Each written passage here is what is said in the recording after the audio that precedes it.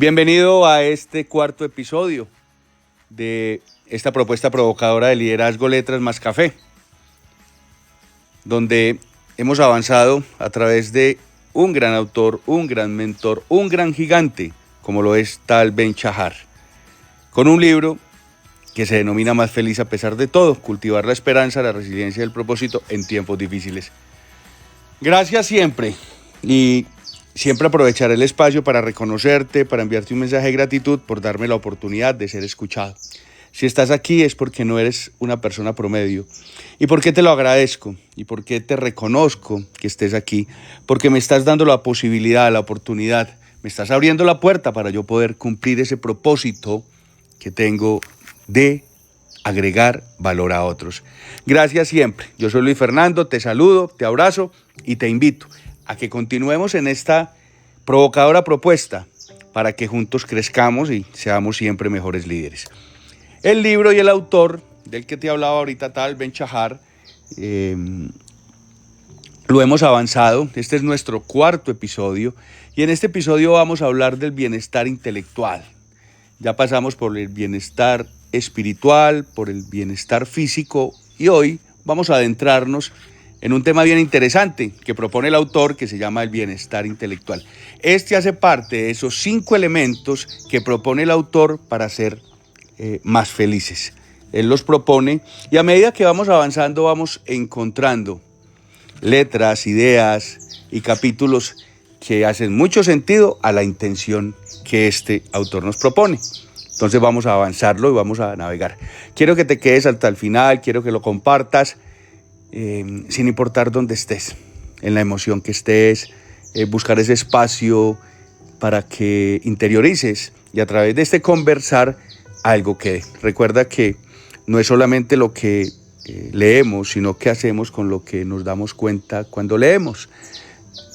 No es solamente escuchar el podcast, es qué hacemos con lo que nos damos cuenta cuando estamos escuchando o de quién estamos escuchando. Recordarte también, no se trata del mensajero, se trata del mensaje. Y lo pongo siempre presente porque en ocasiones no nos damos la oportunidad de escuchar a personas que no son reconocidas. Aquellos que pueden tener un mensaje que lo entrega con pasión también, con conocimiento, con experiencia, pero que en ocasiones nos cerramos la posibilidad de hacerlo. Entonces, gracias siempre y compártelo. Siempre te voy a pedir eso. Capítulo número 3, el bienestar intelectual. El autor inicia, Tal Ben-Shahar inicia con una frase de Elbert Hubbard. Como siempre, pedirte excusas por la pronunciación. Elbert en esa frase nos dice que el mayor error que puedes cometer en la vida es tener siempre miedo de cometer uno. Yo quiero iniciar antes, mire, aparte de lo que vamos a encontrar en este capítulo, hay un autor que nos habla mucho de la inteligencia,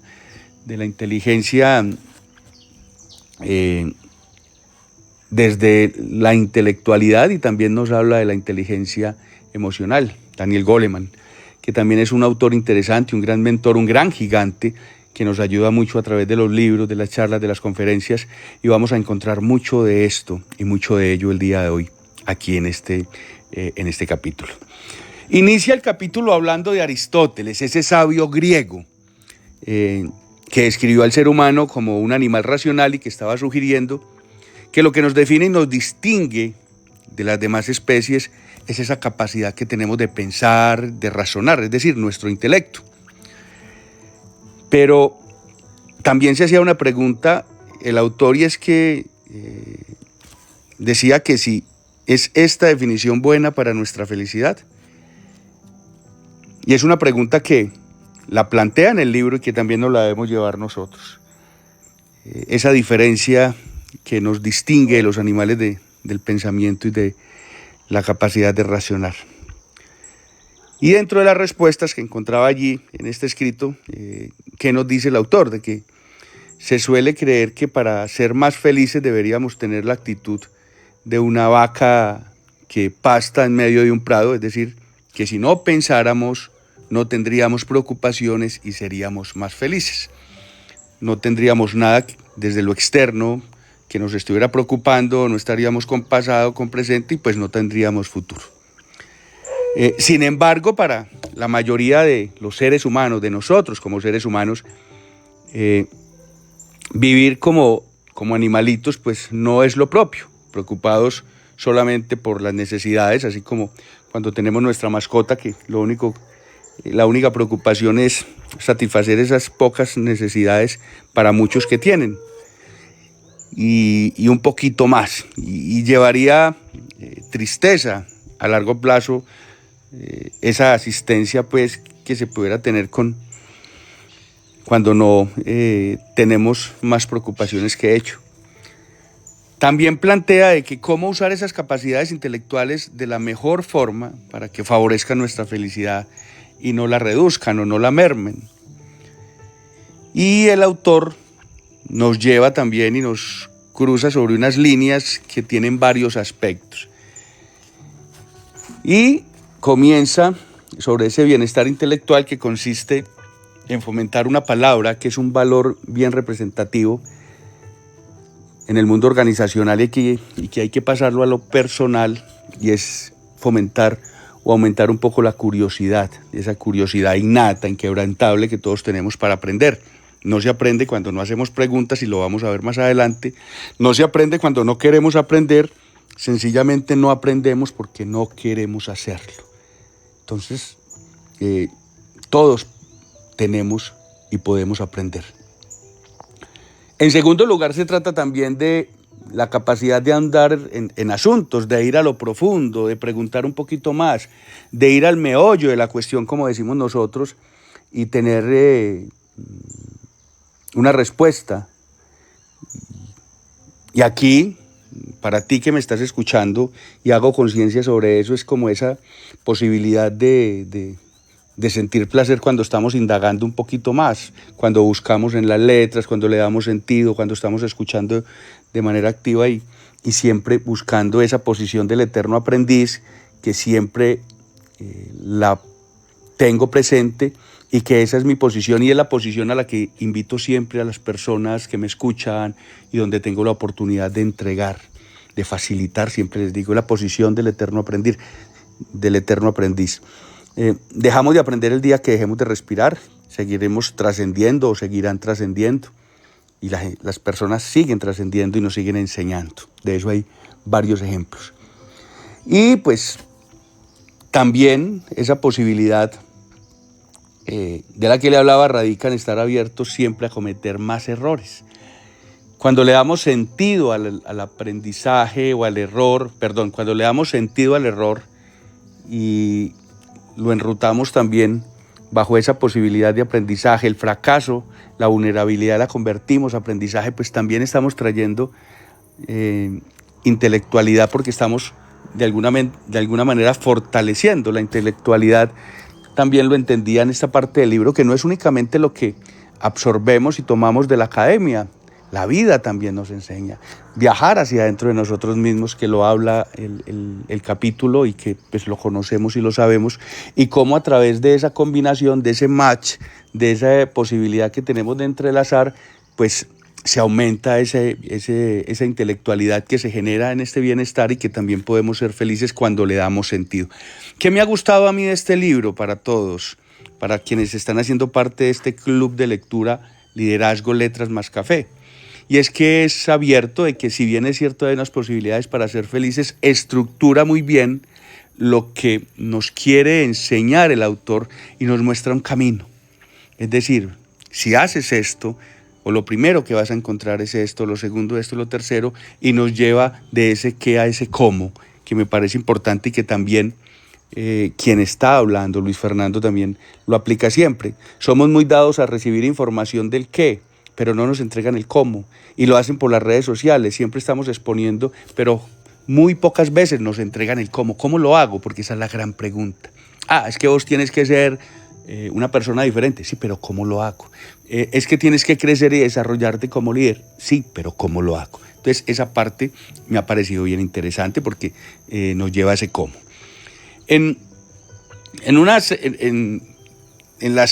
Allí en la continuación del libro pues nos habla de algo, y es el cultivar la curiosidad. Dice Tal Ben Shahar de que nosotros como seres humanos somos curiosos por naturaleza. Y tanto en nosotros mismos, tanto nosotros mismos como el mundo que nos rodea, ¿cierto?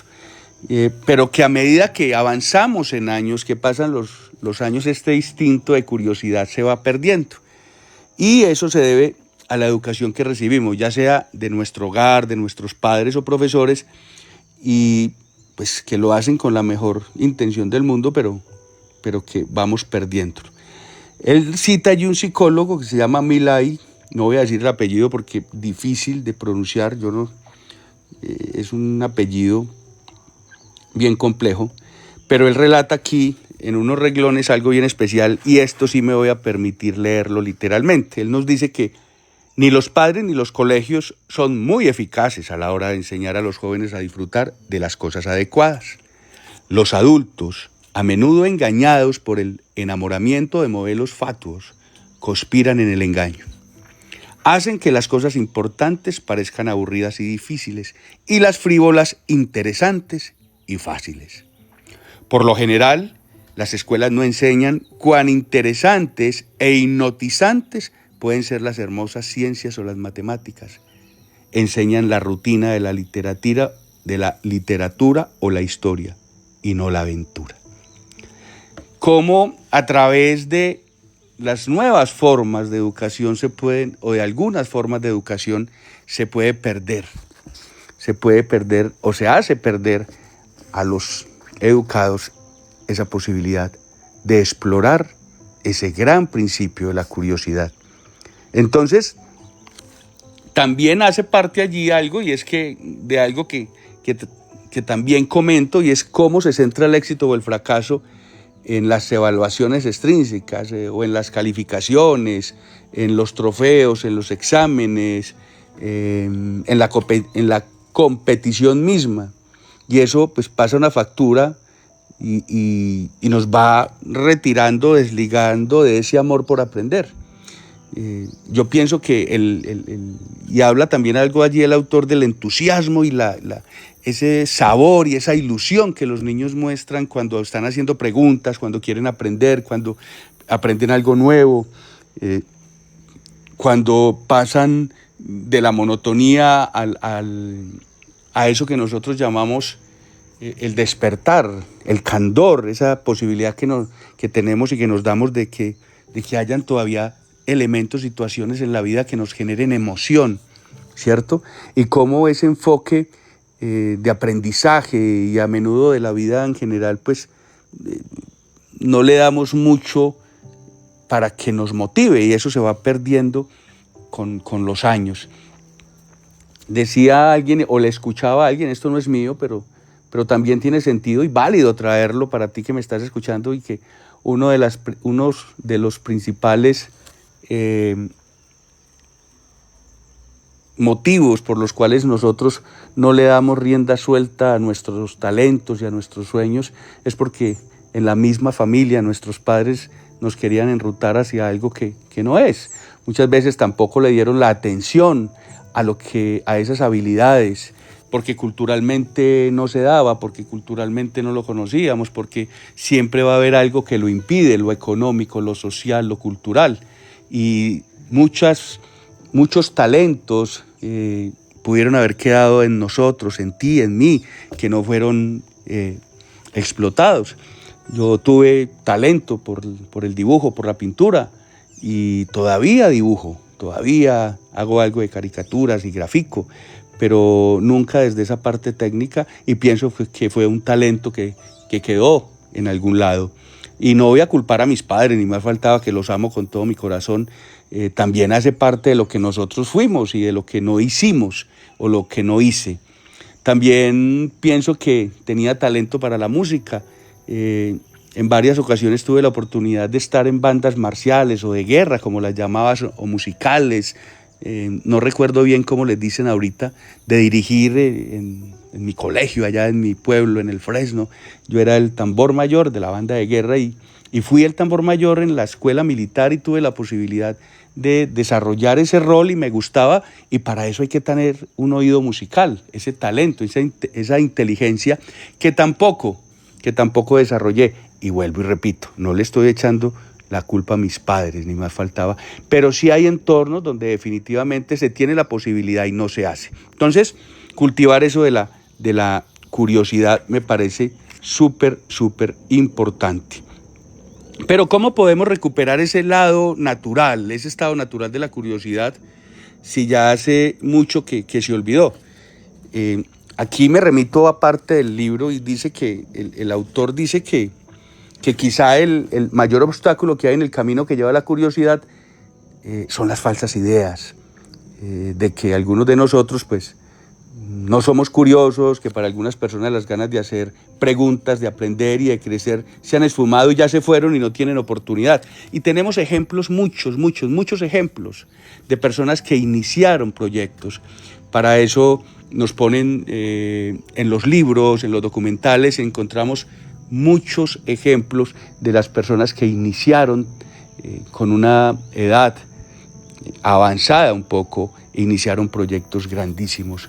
Entonces se va minando esa posibilidad de aprender y de crecer y se esfuma. En ocasiones tampoco la tuvimos la oportunidad.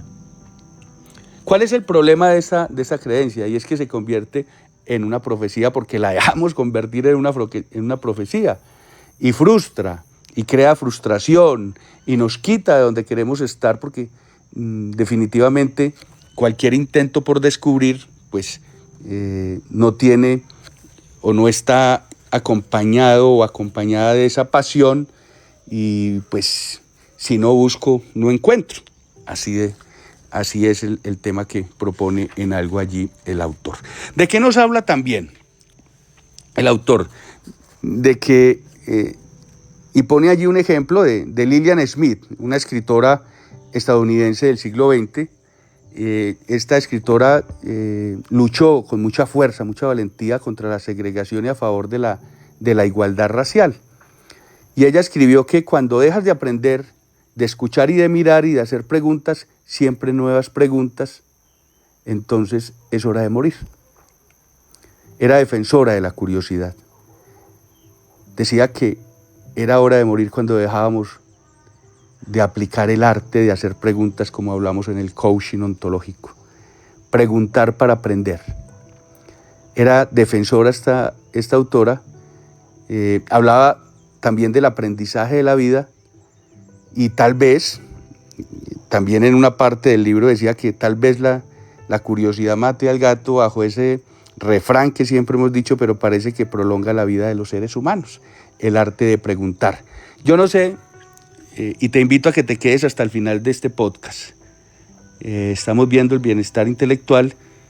Yo no sé si tú sabes hacer preguntas, si te haces preguntas para ti, si haces preguntas al otro, o si haces preguntas y las contestas a través de las posibilidades que tienes, en los libros, en ese encontrarse con nosotros mismos que también hace parte de este ejercicio, de poder encontrarse con por qué lo hice, por qué no lo hice, y a través de esas preguntas llegar a esas respuestas que nosotros también desde la ontología mismo las podemos resolver, ¿cierto? Cuando nos habla de las preguntas, lógicamente la mirada se va hacia algo que es la curiosidad hacia nosotros mismos. Sócrates, ese antiguo filósofo griego, considerado uno de los padres de la tradición intelectual occidental, él dirigía siempre a su grupo de estudiantes hacia el conocimiento, hacia la sabiduría, no por medio de charlas ni dándoles respuestas. Él lo que hacía era indagando y haciéndoles preguntas. Esa forma de hacerlo, la famosa mayéutica que también conocemos como el método socrático y que a cientos de años, y a miles de kilómetros de donde este filósofo vivió y a más de 100 años, pues también nos sigue en este momento entregando esta posibilidad desde las preguntas. También fue Confucio, considerado ese padre de la tradición intelectual.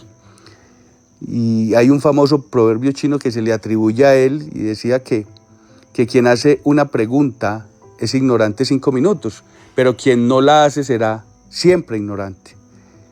Preguntar es algo que debemos hacer de manera natural.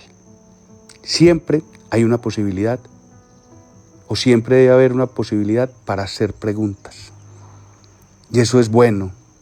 Eso nos ayuda a crecer, pero también nos ayuda a aprender. Si no preguntas, no hay respuesta.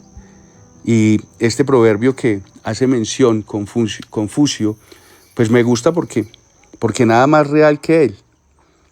La ignorancia dura lo que la respuesta o el tiempo en el que la respuesta se dé.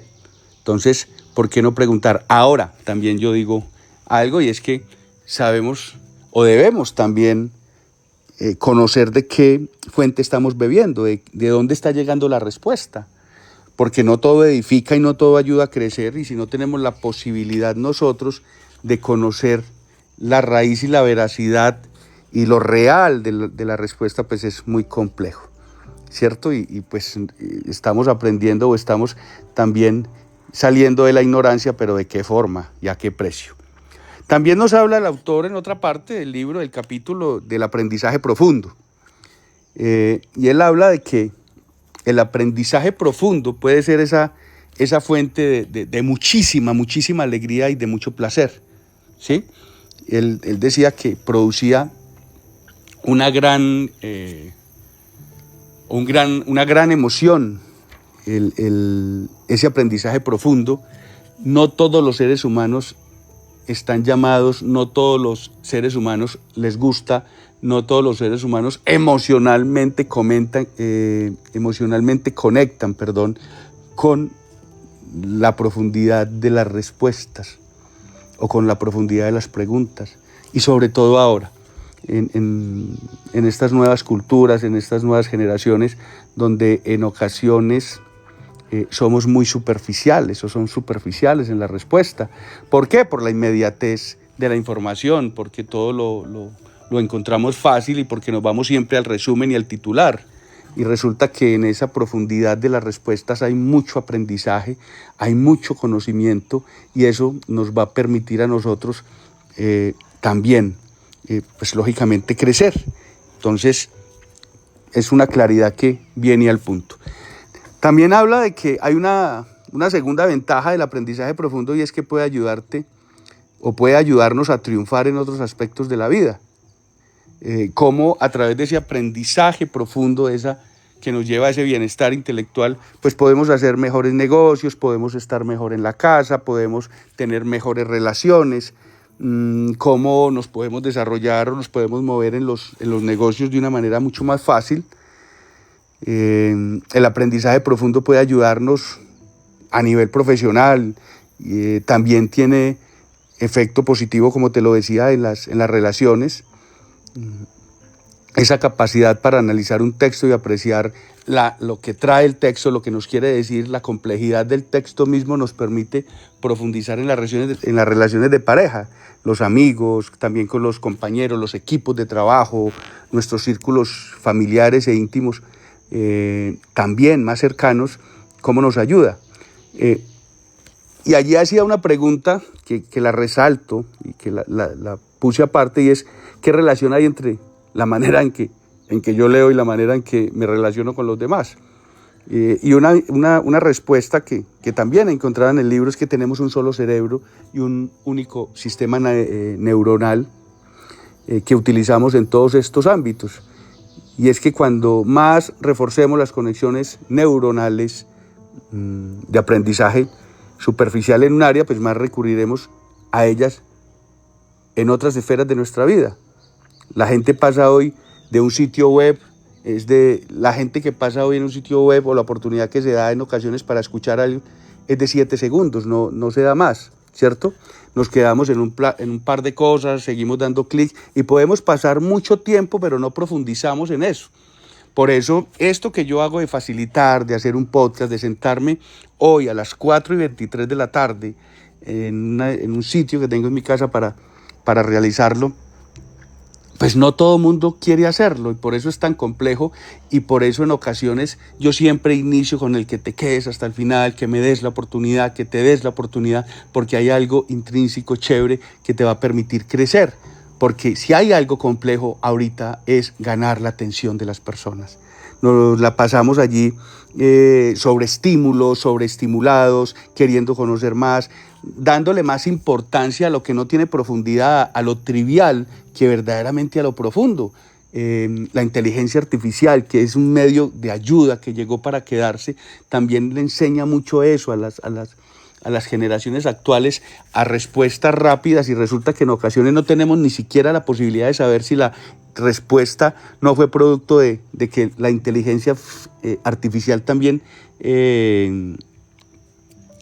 puede disvariar. Eso tiene un nombre que se me va en este momento, y es que no son exactos en la respuesta, porque si tú le preguntas y le preguntas y le sigues preguntando, la inteligencia artificial no se va a quedar quieta, no te va a dejar de escribir. ¿Y quién tiene que hacer el control? Pues quien tiene el conocimiento, y si de verdad esa inteligencia artificial le está ayudando o lo está llevando a un abismo, a un error.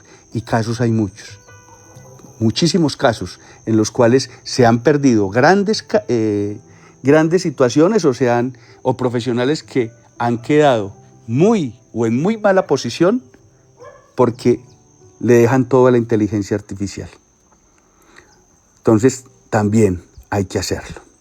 Entonces, esa profundidad en el conocimiento de la que nos habla, en ese aprendizaje profundo, pues vamos a encontrar buenas cosas siempre y cuando nosotros de verdad nos pongamos en esa posición y adelantemos nuestra acción para lograrlo. También nos habla el autor de La mente del principiante, y dice que para potenciar ese desarrollo intelectual, él apremia a que se deje a un lado el móvil, lo que llamamos ahorita el smartphone o los móviles, para dejar de perder tiempo en información que no edifica, en noticias negativas, y nos motiva a coger libros. El mundo de los libros, y lo que don Alfredo Hoyos Mazué era un gran mentor que siempre recordaré, porque en poco tiempo me enseñó mucho, y él no enseñaba no solamente cuando hablaba, él enseñaba con su lenguaje verbal, con su capacidad de escucha, pero siempre había algo que nos decía, y es que había que cabalgar sobre el hombro de los gigantes, y para él los gigantes eran los libros.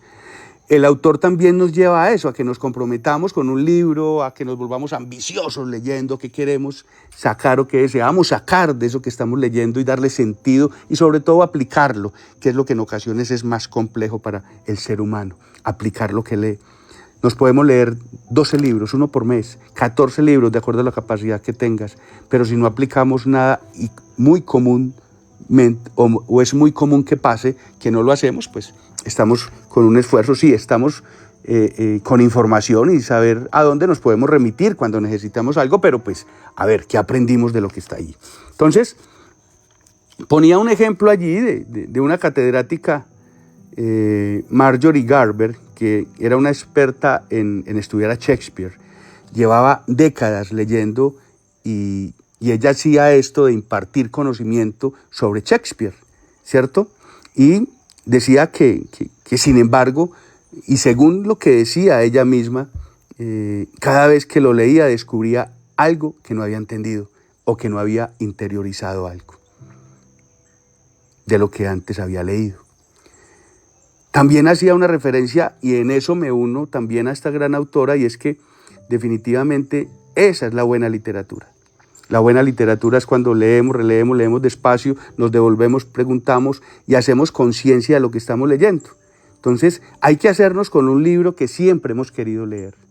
La mayoría de las veces las personas preguntan, venga, yo quiero iniciar en la lectura, ¿con qué libro inicio? Entonces hay libros interesantes en liderazgo, hay libros de desarrollo y crecimiento personal. En la materia que tú quieras siempre va a haber un primer libro, pero hay que desarrollar el hábito de la lectura, porque si no desarrollas el hábito de la lectura, pues te vas a cansar, y facilito te vas a cansar, y te vas a volver, o te puedes volver, un acumulador de libros. Uno de los consejos que da John Maxwell, con quien estoy certificado en liderazgo, él dice, debes tener un libro en cada parte de tu casa o donde estás. Yo tengo un libro en mi vehículo, tengo un libro en mi mesa de noche, tengo un libro en mi oficina, Siempre hay un libro, me parece que hasta en casa de mi madre tengo libros para leer cuando voy allá, y en cualquier parte de mi casa, de mi hogar, donde comparto con mi esposa y con mis hijos, hay un libro en algún lado. Ese es un ejemplo, y no lo digo desde el ego, ni para hacerme ver o escuchar más que quien me escucha. Lo digo porque lo aplico y porque es de verdad.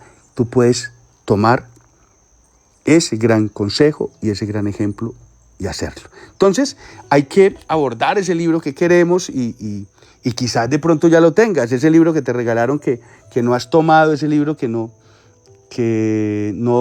le das la ojeada, no le das la oportunidad, como yo digo, ese libro hay que darle la oportunidad. Yo, cuando vamos a la librería, donde casi siempre voy con mi esposa, le dije, le voy a dar la oportunidad a este libro, porque también soy de eso, y nos pasa cuando estamos iniciando a ver una serie, un capítulo de algo, esa primera oportunidad no la pueden perder, y los libros no la pueden perder, como yo hago cuando me das esta oportunidad, no perderla, de poder llegar con un mensaje, y es dar la oportunidad, porque puede que ahí de esa oportunidad salga algo de verdad, que siempre hayamos querido tener. Entonces, léelo, reléelo, subráyalo, saca las notas, haz lo que quieras con ese libro, pero extracta lo que ese libro te enseña y hazlo vida, hazlo real. Ya para ir cerrando, porque hoy no quiero demorarme tanto y vamos a empezar a sintetizar a partir de lo que voy a hablar, es que esa curiosidad y el aprendizaje profundo pues van de la mano y nutren ese bienestar intelectual y el plenestar del que también hemos escuchado muchas veces. Y nos podemos sumergir una y otra vez en los libros que hemos decidido, y pues esa actitud la conocemos como la mente del principiante.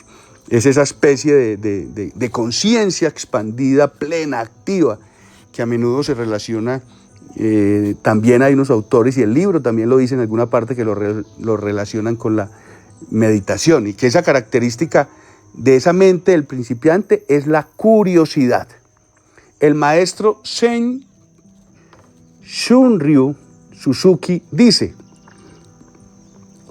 en la mente del principiante hay muchas posibilidades, pero en la del experto hay pocas.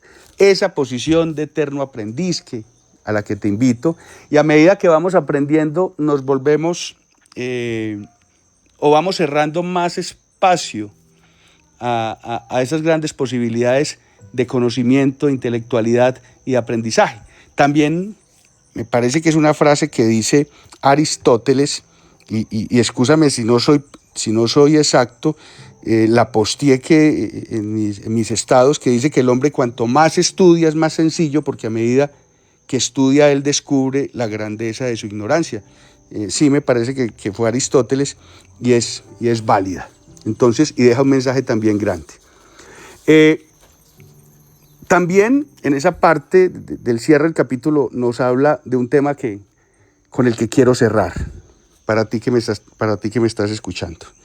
Quiero cerrar con él, ¿por qué? Porque pienso que hace parte de los miedos que tenemos, y es el aprender a equivocarnos, y equivocarnos para aprender.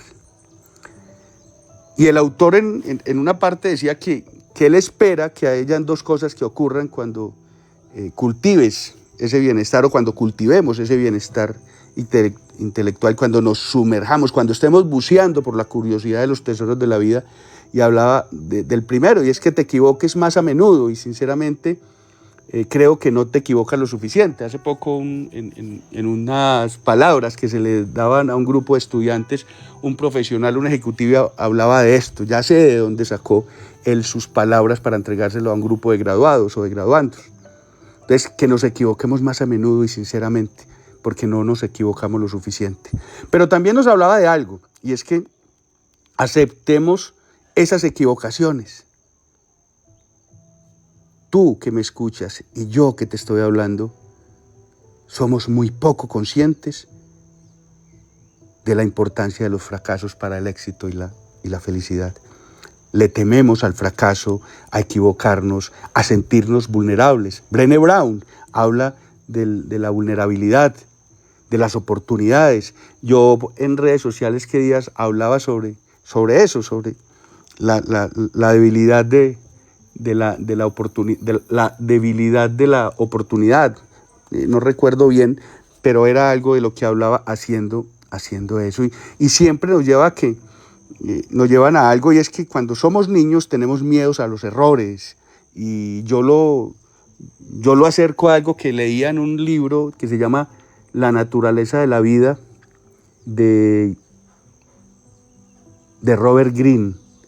Y siempre nos habla de que debemos entendernos como humanos y que todo tenga sentido, porque pues es la naturaleza de la vida en esos miedos, y que por qué cuando somos niños, que también lo habla el autor, nos caemos, pero volvemos y nos levantamos, hacemos garabatos felices mientras aprendemos a escribir el nombre, fallamos cuando pronunciamos allá con nuestra primera cartilla, cuando nos ganamos el regaño de mamá y de papá, pero estamos aprendiendo, pero somos felices mientras aprendemos, mientras lo hacemos. Cómo el niño disfruta en el lodo, cómo disfruta de ponerse pintura encima. El que sufre es el papá, pero quien goza es el niño. Cómo gozamos cuando estamos aprendiendo a tomar nuestros alimentos con los cubiertos, cuando estamos aprendiendo a amarrarnos unos cordones de un zapato. Pero cuando nos hacemos mayores, también le escuchaba a Robert Greene en la filosofía de la naturaleza humana, que le recomiendo a ese autor también. Hay que saberlo leer, pero tiene un contenido súper bueno. Él hablaba de que cuando nos hacemos mayores, pues llega la conciencia, nos volvemos más conscientes de nosotros mismos y acabamos y no canalizamos esa energía y de intentarlo una y otra vez. Somos muy dados al fracaso, a darle la importancia, a desfallecer, y ahora hay otros componentes psicológicos que también acompañan todo esto, que es la tristeza, la depresión, y esto pues nos evita darle un sentido al fracaso, y siempre estamos buscando, como seres humanos, como mayores, es ser perfectos. Yo hablo de algo, saliéndome un poco del libro, y hablo de la empatía al error. Somos líderes que somos poco empáticos con el fracaso y con el error, con los errores. Y es que en los errores siempre hay algo para aprender y para crecer. Un ejemplo que también le escuchaba al autor, que me parece es el de una de las famosas frases más famosas de Thomas Alva Edison, cuando él, en su intento allá de sus inventos, pues fallaba. Y una periodista en su momento trató de hacerlo inestable con una pregunta cuando lo entrevistó y le preguntó sobre los avances de lo que traía. El periodista o la periodista le hizo o le quería hacer notar que llevaba trabajando muchísimo tiempo en el proyecto, y le sugirió que tal vez debía centrarse en otras invenciones, y pues también le dijo que ya había fracasado 10,000 veces. Y Thomas Alva Edison le responde que no he fracasado, he encontrado 10,000 maneras que no funcionan. Es una frase interesante, muy seguramente la has escuchado. Y hay otra frase de Edison que también quiero traer, y él dice que fracasé en mi camino al éxito, así que Thomas Alva Edison, él decía que se merecía un lugar en el Paseo de la Fama de los Fracasos. Entonces también lo trae allí esa empatía con el error, que hace parte con eso y con el miedo a equivocarnos. ¿Y cuántos de nosotros nos consideramos perfeccionistas y nos da miedo a salirnos de la raya, como yo digo, a salir de la caja, porque somos más de cómo nos ven, cómo nos están viendo? Y pues no se trata de eso. Aquí se trata de no volvernos esos críticos continuos con nosotros mismos, no menospreciar los errores y pues no sentir ese temor y ese miedo a equivocarnos, porque ese perfeccionismo nos hace daño en muchas facetas de lo que es nuestra vida, y el precio más caro que se puede pagar cuando somos perfeccionistas, cuando no queremos salirnos de la raya, como digo, son las relaciones. Yo pienso que ahí la clave y lo que nos entrega el autor es que hay que ser mucho más empáticos con la imperfección. Somos seres perfectos, imperfectos. Le he escuchado yo también a una gran mentora. Ser amable no solo con los demás, sino también con nosotros mismos, y ser más tolerante y estar más dispuestos a aprender de esos errores.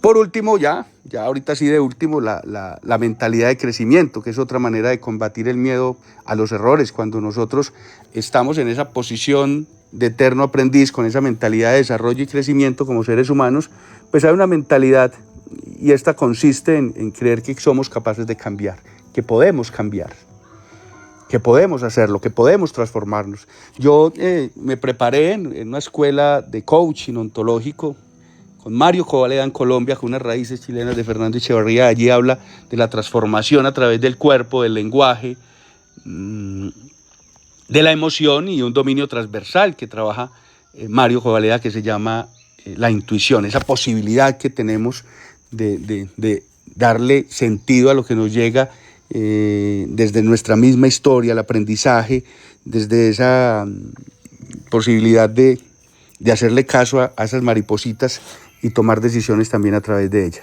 Esa mentalidad de crecimiento, ¿cómo la podemos adquirir?